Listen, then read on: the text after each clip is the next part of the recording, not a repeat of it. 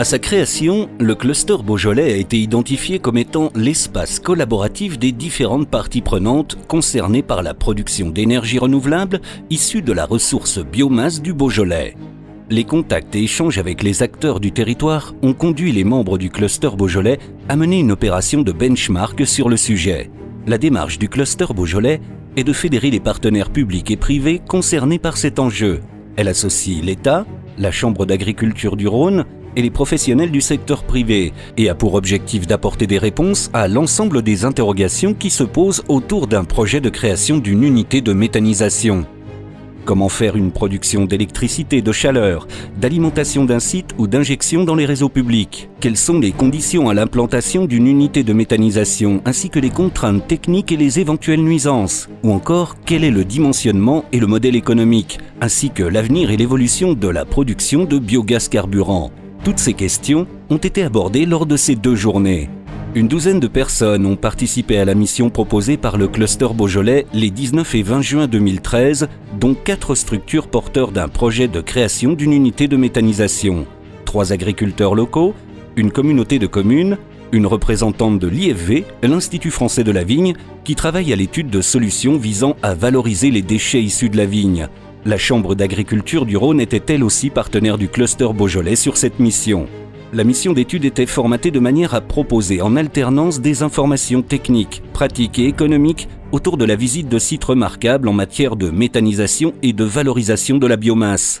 Une première halte à Troyes où le groupe a été reçu par M. Lanoux, directeur du cluster Biogaz Vallée, le cluster de la méthanisation en France, qui a permis aux membres de cette mission de faire le point sur ce sujet d'actualité, l'état des lieux de la filière et du marché français, les perspectives de développement et surtout les enjeux de cette filière en voie de structuration et de développement. Cette entrée en matière a été complétée par la visite de 2 sites de méthanisation qui ont offert au groupe un complément d'information terrain utile aux problématiques, contraintes et exigences liées à l'installation et au fonctionnement d'une unité de méthanisation. Le premier site visité était celui d'Agrivalor Énergie à Ribeauvillé en Alsace, où l'un de ses fondateurs, M. Menrad, agriculteur, a détaillé les aspects pratiques, techniques et économiques d'une telle installation. Créé dans les années 2000 par le rapprochement de plusieurs agriculteurs alsaciens, Agrivalor regroupe aujourd'hui 5 sites de compostage et un site de méthanisation. Chaque agriculteur est actionnaire du GIE qui ne compte pas moins d'une 40aine d'employés sur l'ensemble des sites. L'unité de méthanisation traite à elle seule 30 000 tonnes de déchets organiques récoltés quotidiennement dans un rayon de 20 à 25 km autour du site par une quinzaine de camions. Le biogaz ainsi produit est transformé en électricité et réinjecté dans le réseau.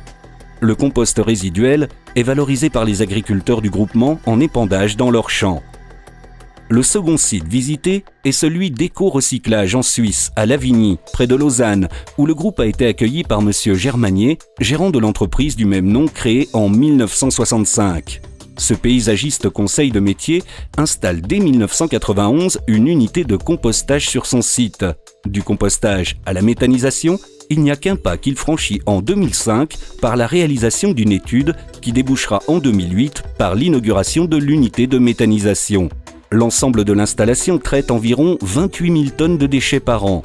Les déchets traités sont issus pour moitié de déchets organiques en provenance des collectivités et entreprises locales et pour l'autre moitié de déchets organiques de l'industrie et de la vigne.